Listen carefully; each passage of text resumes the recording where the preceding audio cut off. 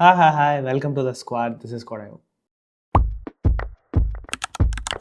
போன episode of the C++ சீரீஸில் வந்து நம்ம செட்ஸ் பற்றி பார்த்துருந்தோம். இந்த வீடியோவில் வந்து மேப் அண்ட் அன்ஆர்டர்ட் மேப் பற்றி பார்க்கலாம். ஸோ அகெயின் ஃபர்ஸ்ட் வந்து ஹெட்டர் ஃபைல் ரொம்ப முக்கியம். ஆகையால் bit/stdc++.h இது ஒன்று போட்டால் போதும். ஐஓ ஸ்ட்ரீம் கூட தேவையில்லை. ஃபைன், இதே நான் நிறைய வாட்டி சொல்லிட்டேன்னு நினைக்கிறேன். சரி, முதல்ல ஒரு மேப் கிரியேட் பண்ணலாம். மேப்னா என்னன்னா கீ வேல்யூ பேர்ஸ் அப்படின்னு சொல்லுவாங்க. நீங்கள் வந்து ஜாவா ஸ்கிரிப்ட் ஆல்ரெடி யூஸ் பண்ணியிருந்தீங்கன்னா ஜேசன் அப்படின்னு ஒரு ஃபார்மேட் பார்த்துருப்பீங்க, ஜாவா ஸ்கிரிப்ட் ஆப்ஜெக்ட் நோட்டேஷன் அப்படின்னு சொல்லிட்டு. இல்லை பைத்தான் யூஸ் பண்ணியிருந்தீங்கன்னா பைத்தானில் வந்து டிக்ஷனரி அப்படின்னு சொல்லிட்டு ஒன்று இருக்கும். அந்த மாதிரி C++ல வந்து மேப் அப்படின்னு சொல்லுவோம். ஸோ அந்த மேப்பில் வந்து கீ அண்ட் வேல்யூ ரெண்டு பேராக இருக்கும். அது அப்படி சேர்த்து ரெண்டு பேர் இல்லாத ஆக்சுவலி ஒரு பேர் தான், பேரா அப்படி பேராக இருக்கும். ஓகே, இப்போ லெட்டஸே எனக்கு வந்து நேம் அண்ட் ஏஜை வந்து பேராக ஸ்டோர் பண்ணணும்னு வச்சுக்கோங்களேன். நான் என்ன பண்ணணும்னா மேப் அப்படின்னு போட்டுட்டு நேமை வந்து நம்ம எப்படி ஸ்டோர் பண்ணுவோம், ஸ்ட்ரிங்காக ஸ்டோர் பண்ணுவோம். ஸோ ஸ்ட்ரிங் அப்படின்னு போட்டணும், கமா ஏஜை வந்து நம்ம இன்ட்ல ஸ்டோர் பண்ண போகிறோம். ஓகே, ஸோ இப்படி போட்டுடணும். ஆங்கிள் ப்ராக்கெட்ஸில் இது ரெண்டும் போட்டுட்டு அண்ட் ஃபைனலி இதுக்கு ஒரு ஏஜ் அப்படின்னு சொல்லிட்டு நான் பேர் வைக்கிறேன்னு வச்சுக்கலாம். ஓகே, ஸோ இவ்வளோ தான். இப்போ தான் வந்து ஒரு மேப்பை வந்து நம்ம டிக்ளேர் பண்ணணும். அண்ட் இதில் வேல்யூஸ் இன்சர்ட் பண்ணுறதுக்கு நீங்கள் என்ன பண்ணலான்னா ஏஜ் அப்படின்னு போட்டுட்டு ஸ்கொயர் ப்ராக்கெட்ஸில் இந்த இடத்துல நம்ம வந்து நம்மளோட கீயை வந்து நம்ம கொடுக்க போகிறோம். இங்கே வந்து கீ வந்து நம்மளோட நேம் அண்ட் வேல்யூ வந்து நம்மளோட ஏஜ். ஓகேவா? ஸோ இந்த இடத்துல நான் என்ன கொடுக்குறேன், கோம்ஸ் அப்படின்னு சொல்லி கொடுக்குறேன் டபுள் கோட்ஸ்குள்ளே, ஸ்ட்ரிங்குங்கிறதுனால ஈக்குவல் டு 24 அப்படின்னு கொடுக்குறேன். அண்ட் அதே மாதிரி அடுத்து ஏஜ் ஆஃப் சிவா அப்படின்னு சொல்லி கொடுக்குறேன், இஸ் ஈக்குவல் டு 21 அப்படின்னு கொடுக்குறேன். அண்ட் அதே மாதிரி வந்து ஏஜ் ஆஃப் கோடைஓ அப்படின்னு சொல்லிட்டு கொடுக்குறேன், இஸ் ஈக்குவல் டு 4 அப்படின்னு சொல்லி கொடுக்குறேன்.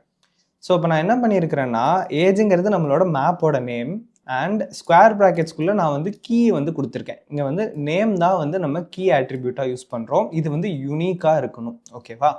ஸோ கோம்ஸ் வந்து ஒரு யூனிக்கான நேம், சிவா ஒரு யூனிக்கான நேம், கோடாயோ ஒரு யூனிக்கான நேம். இதில் வந்து இன்னொரு வாட்டி இதே மாதிரி நம்ம ஆட் பண்ண ட்ரை பண்ணோம் அப்படின்னா அது வேறு ஒரு பிரச்சனையாகும். அதை நான் அடுத்து சொல்கிறேன். ஓகே, ஸோ 3 வேல்யூஸ் வந்து நம்ம வச்சுட்டோம். ஓகே, இப்போ இதில் வந்து பிரிண்ட் பண்ணி நம்ம பார்க்கணும்னு நினச்சோன்னா செட்ஸ் நம்ம யூஸ் பண்ண மாதிரி இங்கேயும் வந்து ஃபார் ஈச் லூப் தான் யூஸ் பண்ணுவோம். So for auto I colon age அப்படின்னு சொல்லி போட்டுடுறேன். அண்ட் இந்த இடத்துல வந்து நம்ம சி அவுட்டில் ஐ மட்டும் பிரிண்ட் பண்ணக்கூடாது. அப்படி பண்ணால் பிரச்சனையாகும். நான் ஐ மட்டும் பிரிண்ட் பண்ணுறேன், என்ன வருதுன்னு பாருங்கள், எரர் வருது இல்லையா? ஸோ என்ன பண்ணணும்னா நம்மளுக்கு வந்து இது என்ன கொடுக்கும், பேராக கொடுக்கும். கோம்ஸ் 24 அப்படின்னு சொல்லிட்டு ஒரு பேர் இருக்கும், சிவா 21 ஒரு பேர் இருக்கும், கோடைவோ 4 அப்படின்னு சொல்லிட்டு ஒரு பேர் இருக்கும். ஸோ பேராக கொடுக்கும். அந்த பேரை வந்து நம்ம ஸ்ப்ளிட் பண்ணி தான் வந்து பிரிண்ட் பண்ணணும். ஸோ என்ன பண்ணணும்னா இந்த இடத்துல i.first அப்படின்னு சொல்லி கொடுப்பேன். ஓகே, இந்த i.firstங்கிறது என்ன பண்ணுன்னா நம்மளோட கீயை வந்து பிரிண்ட் பண்ணும். ஸோ இப்போ இந்த இடத்துல பார்த்தீங்கன்னா கோடைவோ கோம்ஸ் சிவா அப்படின்னு சொல்லிட்டு அதோட கீ வந்து பிரிண்ட் ஆகுது. ஓகே, அண்ட் கொஞ்சம் ஸ்பேஸ் விட்டுட்டு இந்த இடத்துல வந்து நான் i.second அப்படின்னு சொல்லி கொடுத்தேன்னு வச்சுக்கோங்களேன். இப்போ வந்து எனக்கு ஏஜும் சேர்த்து பிரிண்ட் ஆகும். இப்போ கோடைவோ 4, கோம்ஸ் 24, சிவா 21 அப்படிங்கிறது வந்து பிரிண்ட் ஆகும். ஸோ இப்படி தான் வந்து பேராக வரும். அதை வந்து நம்ம ஸ்ப்ளிட் பண்ணி இது பண்ணிக்கலாம். இப்போ நீங்கள் பார்த்தீங்கன்னா உங்களுக்கு ஒன்று தெரியும், நம்ம ஸ்டோர் பண்ணியிருக்க ஆர்டர் வந்து கோம்ஸ் சிவா கோடைவோ, பட் இங்கே பிரிண்ட் ஆயிருக்க ஆர்டர் பார்த்தீங்கன்னா கோடைவோ கோம்ஸ் சிவா. ஸோ அங்கே என்ன ஆயிருக்கு அப்படின்னா அசெண்டிங் ஆர்டரில் சார்ட் ஆயிருக்கு. ஏஜை வச்சு கிடையாது, நம்மளோட கீ அதாவது நேம் வச்சு. ஸோ ஆல்ஃபபெட்டிக்கல் ஆர்டரில் முதல்ல கோடைவோ தான் வரும், அதுக்கப்புறம் கோம்ஸ், அதுக்கப்புறம் சிவா அப்படின்னு வரப்போகுது. ஸோ அதனால தான் வந்து இந்த ஆர்டரில் இருக்குது. ஸோ இந்த மேப் எப்போல்லாம் நீங்கள் யூஸ் பண்ணுறீங்களோ அப்போல்லாம் அது வந்து ஆல்ஃபபெட்டிக்கல் ஆர்டரில் பண்ண போகுது. இந்த இடத்துல நம்ம கீயை வந்து ஸ்ட்ரிங்காக யூஸ் பண்ணியிருக்கிறதுனால ஆல்ஃபபெட்டிக்கல் ஆர்டரில் பண்ணுது. சப்போஸ் வந்து இதை மாற்றி கொடுத்தோன்னு வச்சுக்கோங்களேன், ஏஜ் கமா நேம் அப்படின்னு சொல்லி மாற்றி கொடுத்தாலும் இல்லை ஃபர்ஸ்ட் இதில் இன்ட் இருந்தாலும் அப்போ அசெண்டிங் ஆர்டரில் பண்ணியிருக்கோம். இந்த இடத்துல ஸ்ட்ரிங் இருக்கிறதுனால ஆல்ஃபபெட்டிக்கல் ஆர்டரில் பண்ணுது. ஸோ மேப்பை பொறுத்த வரைக்கும் ஆர்டர் வந்து நம்ம கொடுக்குற ஆர்டரில் இருக்காது, ஆல்ஃபபெட்டிக்கல் ஆர்டர்லையோ அல்லது அசெண்டிங் ஆர்டர்லையோ அந்த மாதிரி போக போகுது. ஓகேவா? ஸோ இப்படி தான் பிரிண்ட் பண்ணணும். இப்போ எனக்கு இதில் இருக்கிற வேல்யூ ஒன்று சேஞ்ச் பண்ணணும்னு வச்சுக்கோங்களேன். நான் என்ன பண்ணலாம் அப்படின்னா இப்போ age of Gomes is equal to 23 அப்படின்னு சொல்லி கொடுக்கலாம். இப்போ நான் ரன் பண்ணேன்னு வச்சுக்கோங்களேன், எனக்கு கோம்ஸோட ஏஜ் வந்து 23 அப்படின்னு சொல்லிட்டு பிரிண்ட் ஆயிரும். ஓகே, ஸோ எதுக்கு இங்கே சொல்ல வரேன்னா நம்மளால டூப்ளிகேட்ஸ் வைக்க முடியாது. 2 கோம்ஸ் வந்து இருக்க முடியாது இந்த மேப்பில், ஒரே ஒரு கோம்ஸ் தான் இருக்க முடியும். ஸோ இன்னொரு தடவை நீங்கள் கோம்ஸ்ன்னு கொடுத்து வேல்யூ கொடுத்தீங்கன்னா ஆல்ரெடி இருக்கிறது வந்து அப்டேட் ஆயிரும். எடிட் பண்ணுற மாதிரி தான் அதே தவிர உங்களால் அதை வந்து வேறு எதுவும் பண்ண முடியாது. ஓகே, ஸோ இப்படி பண்ணலாம். இது இல்லைன்னா இது இன்சர்ட் பண்ணுறதுக்கு வேற ஒரு வழி கூட இருக்குது. அது என்னன்னா ஏஜ் டாட் இன்சர்ட் அப்படின்னு சொல்லிட்டு ஒரு ஃபங்க்ஷன். இந்த ஃபங்க்ஷனில் நம்ம கேர்லி பிரேஸ்க்குள்ள ஒரு பேராகவே கொடுக்கலாம். ஓகே, நான் அந்த இடத்துல என்ன கொடுக்குறேன் அப்படின்னா லாஜிக் ஐஓ அப்படின்னு சொல்லி கொடுக்குறேன், கமா அது வந்து 1 அப்படின்னு சொல்லி கொடுக்குறேன். ஓகே, இப்போ பார்த்தீங்கன்னா லாஜிக் ஐஓங்கிறதும் அதில் சேர்ந்து ஆட் ஆகிருக்கும். ஓகேவா? ஸோ இந்த மாதிரி இன்சர்ட் வந்து நம்மளால் கொடுத்துக்க முடியும்.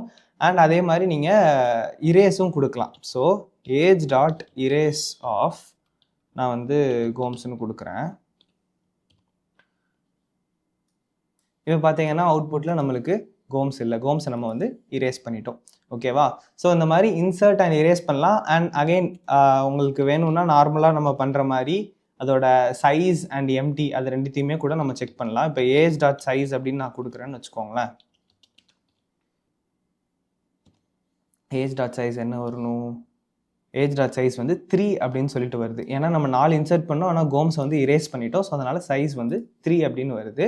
இதே மாதிரி நீங்கள் டாட் எம்டி கூட கொடுத்து செக் பண்ணிக்கலாம். இந்த இடத்துல எம்டிக்கு வந்து 0 வரப்போகுது, because the map is not empty. ஓகேவா?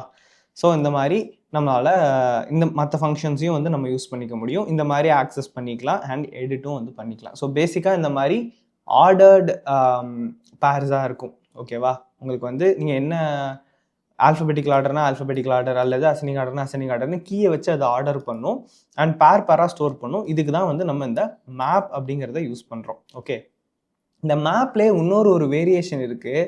அது என்ன அப்படின்னா அன்ஆர்டர்டு மேப். ஓகேவா? Unordered underscore map. அவ்வளோதான். இதில் வேறு எதுவுமே சேஞ்ச் பண்ண வேண்டாம். அன்ஆர்டர்டுங்கிற வார்த்தையை மட்டும் முன்னாடி ஆட் பண்ணால் போதும். மிச்சது எல்லாமே very similar to normal map. Okay, இதில் பேர்லேயே அன்ஆர்டர்டுன்னு இருக்கு இல்லையா? ஸோ இது வந்து என்ன பண்ணணும்னா ஆர்டர் இல்லாமல் வச்சுருக்கும். ஓகே, இப்போ நம்ம வந்து கொடுத்துருக்கிற ஆர்டர் பார்த்தீங்கன்னா கோம்ஸ் சிவா கோடைவோன்னு கொடுத்துருக்கோம். அண்ட் லாஜிக் ஐஓ லாஸ்ட்டாக ஆட் ஆயிருக்கு. பட் பிரிண்ட் ஆயிருக்கிற ஆர்டர் பாருங்க, லாஜிக் ஐஓ கோடைவோ சிவான்னு பிரிண்ட் ஆயிருக்கு. இது ஆல்ஃபபெட்டிக்கல் ஆர்டரில் இருக்கா? இல்லை. ஏன்னா எல்லுக்கு அப்புறம் சி வருது, சிக்கு அப்புறம் எஸ் வருது. ஸோ ஆல்ஃபபெட்டிக்கல் ஆர்டரில் இல்லை. ஸோ கீயை வச்சு இதை ஆர்டர் பண்ணாது, ஜஸ்ட் சும்மா ஸ்டோர் பண்ணும். ஆனால் அதுவும் நம்ம கொடுக்குற ஆர்டரில் ஸ்டோர் பண்ணாது, அதுவாக அது இஷ்டத்துக்கு அதுக்கு தோன்ற ஆர்டரில் வந்து ஸ்டோர் பண்ணும். ஓகேவா? இதுக்கு எதுக்கு இப்படி ஒரு டேட்டா ஸ்ட்ரக்சர்? இது ஒன்று தேவையே இல்லையே, நார்மல் மேப்பே நீங்கள் யூஸ் பண்ணிடலாம் அப்படின்னு சொல்லிட்டு நினைக்கலாம். நம்ம நார்மல் மேப் வந்து ரெட் பிளாக் ட்ரீ அப்படின்னு சொல்லிட்டு ஒரு டேட்டா ஸ்ட்ரக்சரை வச்சு இம்ப்ளிமெண்ட் பண்ணியிருப்பாங்க.